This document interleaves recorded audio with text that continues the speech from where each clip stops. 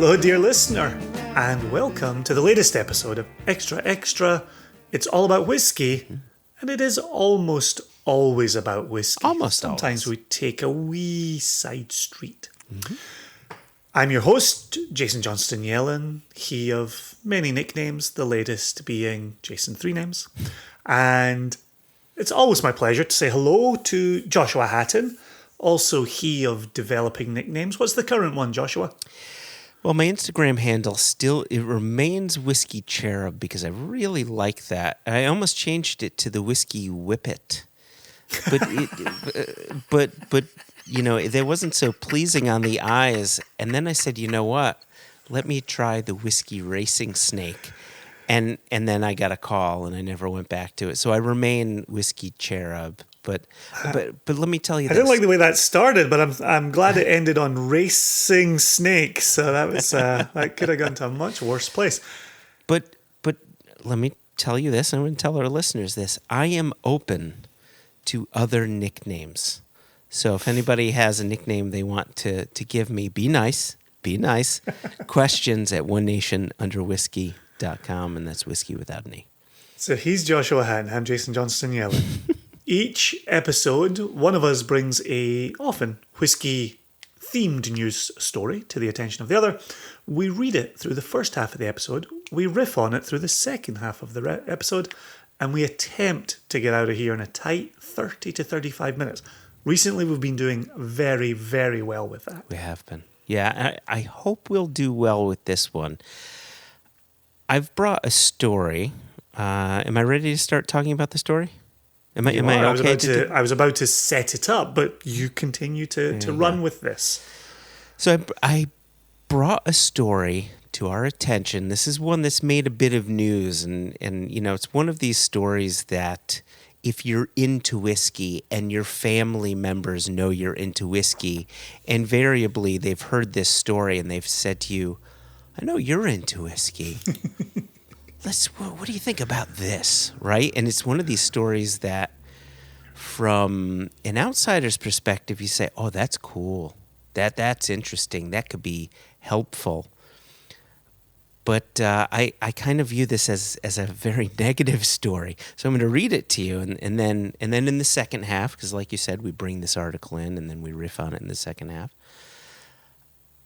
I'll read this aloud, and then I have opinions. I know you have opinions. And anyway, so this one is not the original story. This is from the Thrilllist that took a story from Food and Wine and sort of built their story around it. And the headline reads, quote, "This guy gets to retire early because he bought whiskey casks in 1994. And then the subheader says, Roger... The headline opens with this guy. This guy. Who's got two thumbs and doesn't give a fuck. This guy. So the subheader reads, Roger Parfit is making a 4,700% profit on his whiskey purchases. And the article is penned by one Caitlin Hitt. Just before you go on, I think it's parfait. Parfitt.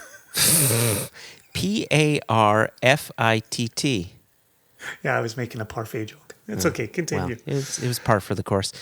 Parfait for the course. Oh, that was parfait. Perfect. Investing can be complicated, confusing, and intimidating for those of us that aren't good with numbers or interested in watching the stock market day in and day out. Well, what's interesting to me is investing is hard if you don't like just putting money in your mailbox and having it turn into more money, right? Yeah, like if you need to follow investing protocols to make money with your investments, investing is hard. Like, should I just look at a wad of money in my hand and say, gosh, I wish that would turn into more? Isn't it pretty to think so? That's what we say in this house. Isn't it pretty to think so? Carry on. So Caitlin continues. There are other ways to invest your money through, like buying property or whiskey barrels, apparently. Just ask Roger Parfit, par for the course, a British man who's retiring early thanks to some whiskey barrels he bought in the 90s. And she continues. Parfit. I feel the rage building, Joshua.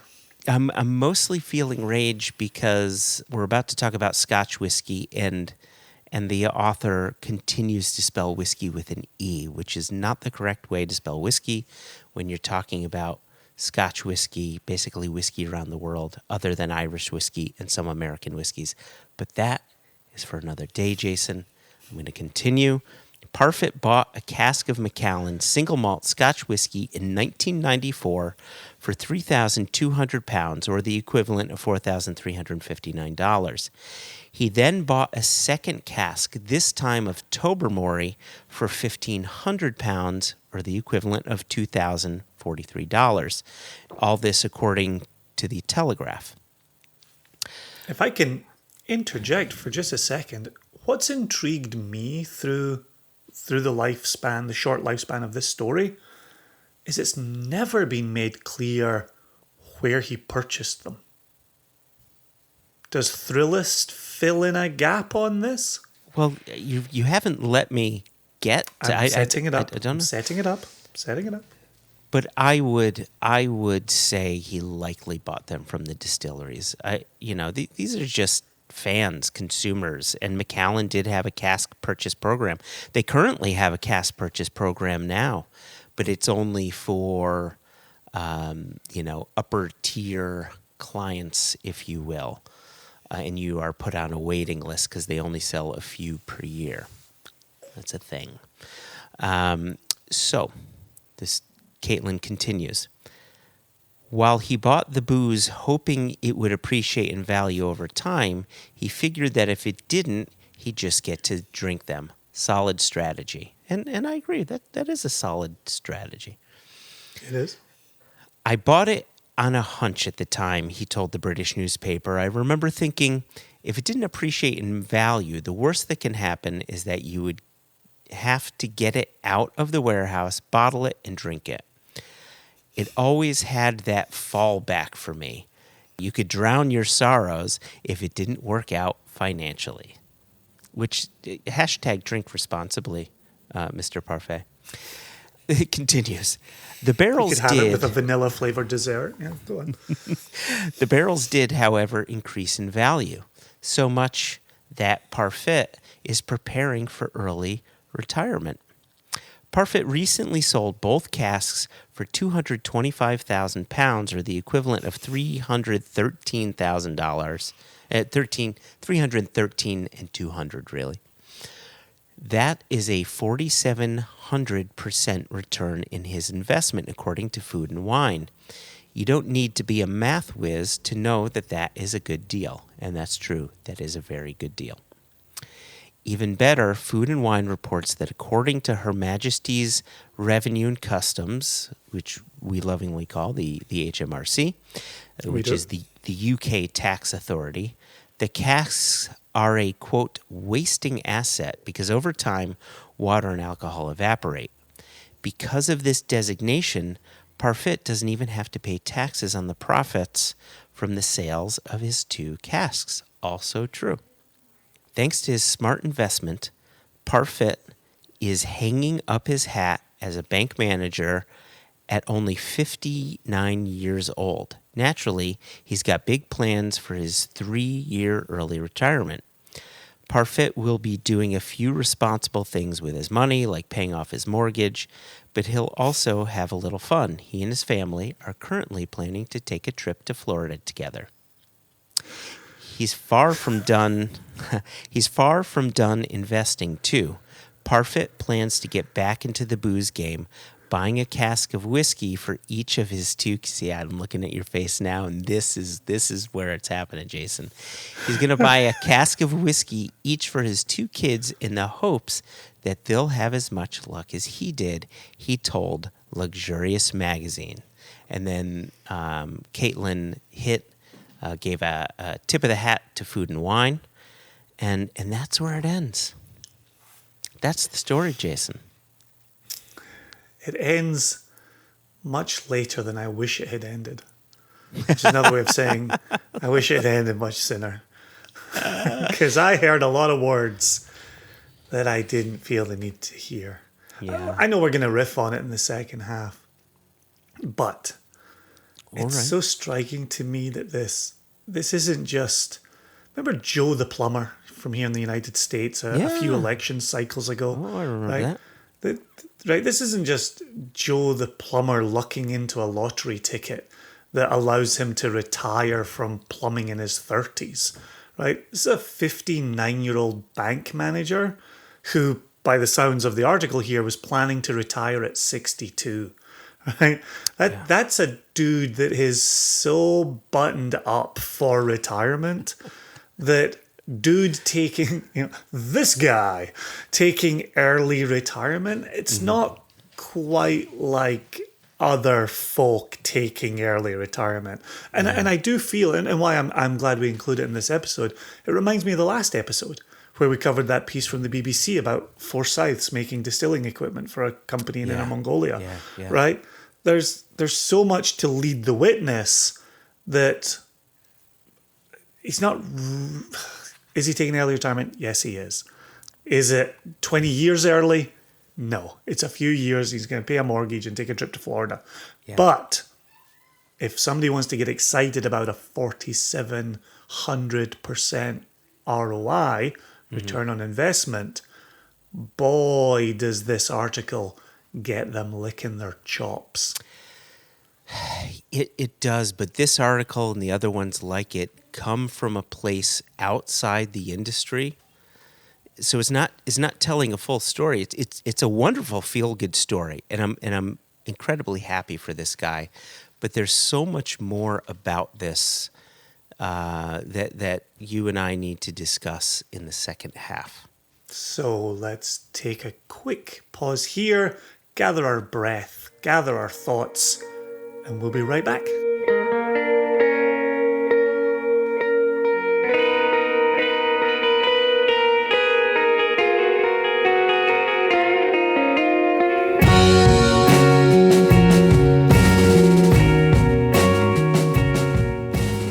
When I read this story, it immediately had me thinking about comic book collecting.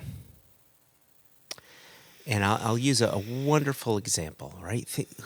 What are the biggest comic books? You've got your Supermans and your Batmans and your Wonder Womans and Spider-Mans of the world and all this. But when those comics first started coming out, they weren't put out to be collectibles. They were put out for people to consume. Every month, they'd get an add-on to the story, and the story would continue for their favorite superhero. And if you were lucky enough to maybe get a copy of, Detective Comics number, whatever it was, 20-something, when they introduced Batman, or one of the early Action Comics where they introduced Superman, back in those days, you were just getting comic books.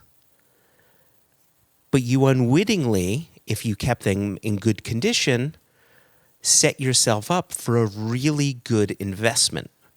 And that, 10 cents, 15 cents, whatever the cost of that comic book back then, turns into $300,000, $500,000, $1 million for that comic book. That's the best investment you could ever make. However, those comics came out in the 20s, 30s, 40s, whatever decade it is, a long time ago when no one thought that comic book collecting can turn into profit. But if you fast forward to the 90s, the 2000s, the 2010s, the comic book industry has gotten to a point where they are specifically creating comics that are meant to be collected, but then are printing them to such a level that they will never appreciate and value the way the comics of yesteryear would. Because now you're like, ooh, I got to get that one with the foil cover. Ooh, I've got to get this one that had a different artist, or it's showing a different picture, or what have you. They're creating an environment that is pulling more money out of the consumer's pocket because that consumer thinks that product will turn into money. But that product will never turn into the type of money that they expect because the comic books have been set up to do just that, to just be semi-collectible, but pull a bit more money out your wallet. And so what I'm trying to say is this guy, Mr. Parfit, unwittingly bought a couple issues of Action Comics and Detective Comics and made out. He did a fantastic job. But if he's looking to buy some casks now for his kids, he's gonna have a tough time because A, distilleries have found that people are doing this, so they're jacking up their prices for their own cask sales, and I'm not going to fault them for doing that. The distilleries that are doing that need the money to grow their business. This is just one revenue stream for them. Or the consumer will purchase from a cask investment company that's going to charge really high prices, right? We've seen them where you'll see a cask of, just say, let's use Springbank, right? Maybe 5 years ago, you could have found a cask of Springbank from a broker for around 25,000, 30,000 pounds, which was a lot of money, too much money. And now you can find them for 225,000 pounds. And my point is, if you buy that cask of Springbank for 225,000 pounds now, it's going to be 20-something years old. It's going to lose its alcohol. It's going to get below ABV, like whiskey ABV, really fast. And you're just buying high. If investors will tell you never buy high, you buy low to let it appreciate. If you buy high, you're just going to lose your money. So I really am concerned for people looking into cask investment now because they're getting in at the same time that comic book collectors were getting in the 90s and 2000s and 2010s, and the vast majorities of those comic books did not appreciate in value and will not appreciate in value. And I think we're going to see some short-term gains through cask investment now, but we know what the Scotch whiskey industry looks like. It goes through peaks and troughs. And we're going to hit a trough very soon. And also, and I'm sorry, I'm going to keep on going on, but there's many facets to this.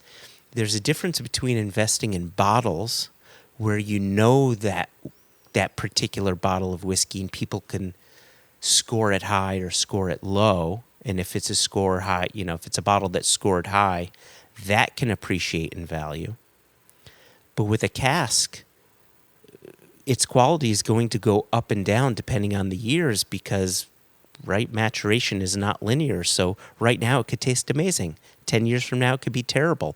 12 years from now that whiskey could be sitting at 38% alcohol and you can't even call it whiskey anymore. You can't even bottle it and sell it as a whiskey.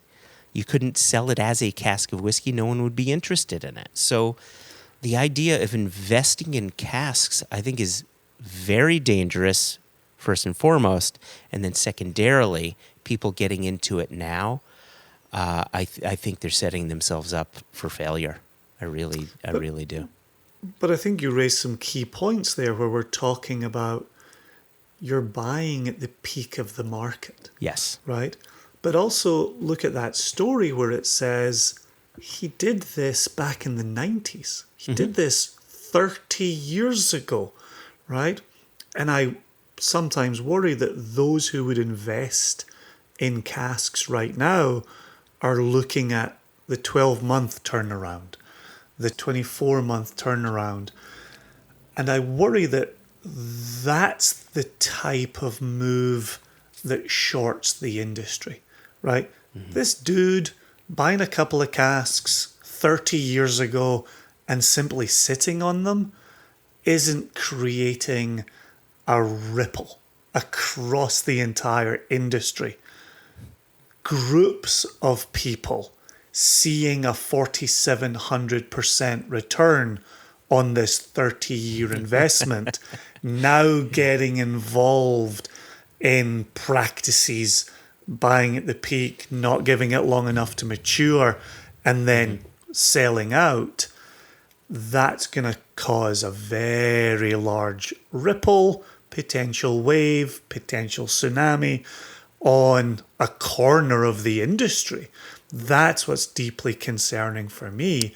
And if Mr. Parfit wants to go out and pick up, a couple of cask owner program casks from a couple of other distilleries around Scotland, and he's going to walk in and pay £7,000 or £9,000 or £10,000, if his kids are going to sit on those for 30 years, there's a chance this this industry is going to go through a dip in that time before it then returns.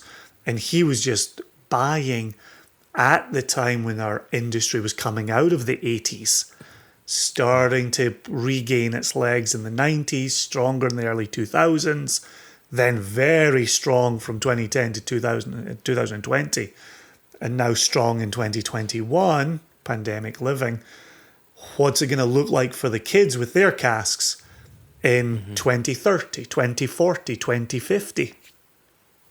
Right? If they're willing to sit on them for a long time, they'll make some money. It's going to be worth more in the future than it is now. Probably. Yeah. But let's think, too, about the casks that he's purchased. So he got a Macallan, and that's obvious. My guess is, of those 225,000 pounds that he made off those casks, my guess is the Macallan probably makes up the bulk of that. 220?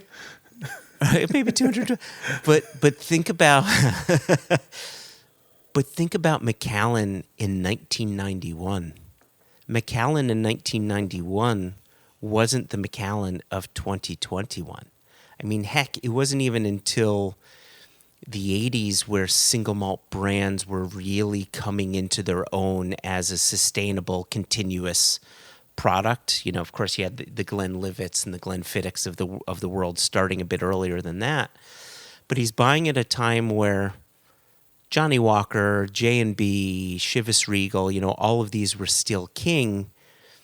And I'd really bet on him not expecting his 3,600-pound Macallan turning into a 200,000-pound Macallan. Absolutely. I think that's a very good point. Very good point. And so if anyone wants to potentially repeat what Mr. Parfit did, he would have to buy from a distillery that is selling their casks at a lower price that don't necessarily have a name, but he would need a crystal ball to know if Annandale becomes the Macallan of the 2050s, right? Or Loch Lee down in the lowlands becomes, the Macallan of the 2050s. And so, another thing about this story that I don't find it upsetting, but I find it concerning, is that they're taking this insanely extreme story and saying, oh, yeah, this can happen. Yeah, of course. I know someone who won the lottery. That can happen. But it's one in how many million that win the lottery, right? But to bring you back to the comment you made just a moment ago, if he had bought 2 Tobermorys, we wouldn't be reading about him in the newspaper. We would not. Right? We would not. If he'd bought 1 Macallan, we would still be reading about him in the newspaper. He got lucky on one and he had a second. What's interesting to me, and you and I discussed this way back when this story first broke, you and I were quite surprised that for a 30-year-old Macallan, the price was, and I hate to say this out loud, and I certainly hate to say it on wax, given current prices that we see in this company, that was quite a low price for a 30-year-old Macallan, especially if it was combined with a 30-year-old Tobermory. Based on some of the prices that we've seen, yes, very surprising. Which makes me wonder if the distillery bought it back from him. Oh, that's interesting. How you like that for a little bit of speculation? Oh, right. And distilleries do this all the time. They do buy back casks. Look at like Glenalchie, for instance, when Billy Walker purchased that, they started bringing back their casks for their own brand. So it's not. That's interesting, Jason. Right. And then he hasn't had to do anything with it. He hasn't had to move it out of a warehouse. It's just an exchange of paperwork. Exactly. And at that point, you would say, I'm being offered this much. All right, yeah. For essentially free money? Like, okay, yeah, I'll do that. I just wondered about that part of the, I'm curious, as I said when you were reading it, I'm curious who he bought them from. But if he did buy them from the distilleries, I wonder if the distilleries bought them back at those deflated prices. And then you're not doing any legwork at all. You're just getting your return on investment. Yeah, the other thing that the article doesn't mention is, was it a bourbon barrel? Was it a sherry hogshead? Was it a sherry butt? Was it an octave? We were offered Macallan octaves before. So, it'd be interesting to know how big or small that cask was, what type the maturation was. It's so striking to me, as far as that story goes. For you and I, there are so many missing details that would help to flesh out what did happen in here. One of the comments you and I had when we saw the pricing that he purchased them for, if he was buying new make spirit in the 90s at those prices, that was high. We were buying new make spirit in the 2010s that wasn't that high. That's 20 years after he was buying new make spirit from these two distilleries. So, I want to know who he bought them from. I want to know what they were matured in, right? What type of casks was it that he actually purchased? Who did he sell to? What's the goal for them? But whereas there are holes in the story for you and I want to know where they were warehoused. There are holes in the story for you and I. If you want to get on this current investing crazy train, the only number you need to see in this entire article is 4,700%. That's the only number you need to see, and you are gung-ho. This is absolutely happening. And that unfortunately for me shows these two sides of the industry. Those who would purchase casks to bottle them, to sell them on to consumers, who would get them at a price that would allow them to open them and drink them. That's our day-to-day remit. But on this other side, you've got people chasing casks to wring as much money as possible out of them, regardless of maturation, regardless of quality, regardless of ultimate drinking. That's the investment side that deeply, deeply concerns me. That's the part that I worry is going to topple this cask side of the business. Now, if we have to kind of take some hits for a few years while the market gets crazy and then they topple it and prices come back to normal, I will rejoice the day they come back to normal.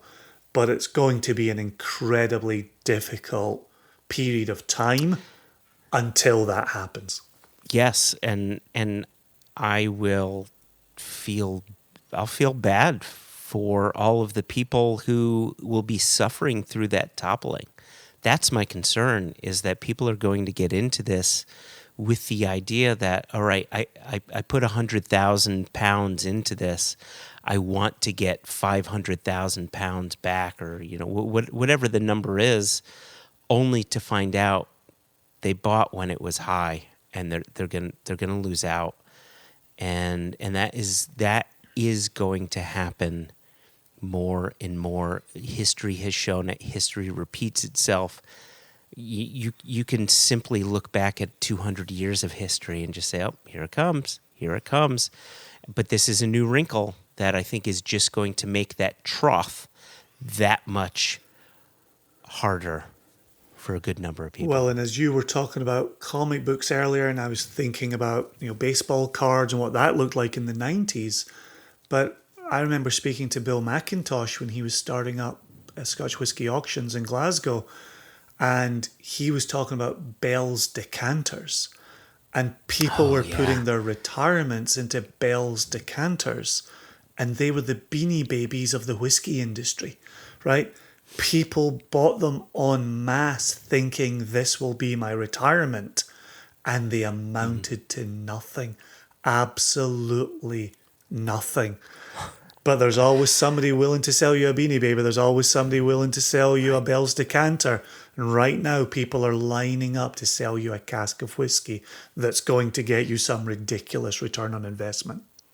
It's easy for anybody to forget a bit of history when dollar signs are put in front of you. When you get articles like this that aren't giving you the full story, they're just saying person A did B and the result was C.